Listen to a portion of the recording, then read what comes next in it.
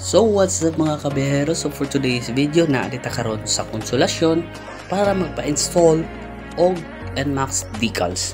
So before that, kinahanglan ta magpa-washing sa motor para makuha itong mga lapok-lapok na nipilit sa cover sa motor before mag-install og decals.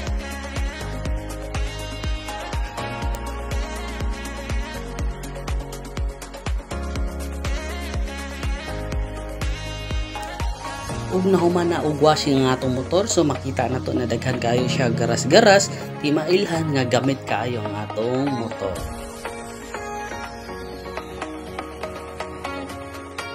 Tara, ubani ko ninyo.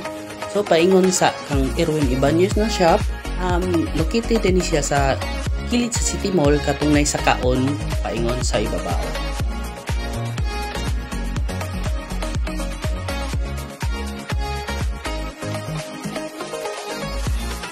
Pag-abot dayon ako sa shop, nag-layout dayon ang graphic artist sa akong napili na design nga Valentino Rossi.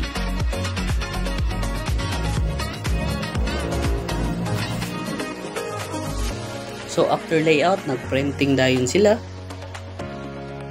Huwat lang tagamay, after ani kay mag-cutting na po sila.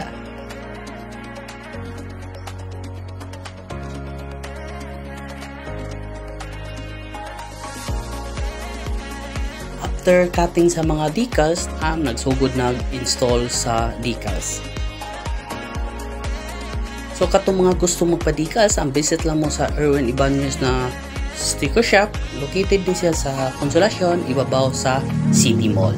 Naabot sila ilang branch sa Cebu na located near sa CIT at bang sa Shell. Gamay na lang kulang mga kabiyahero, so makumpleto na ang atong NMAX decals. So kanina decals for 2,000 pesos, so affordable ra kayo. So katong mga ganahan, pwede na mo attack.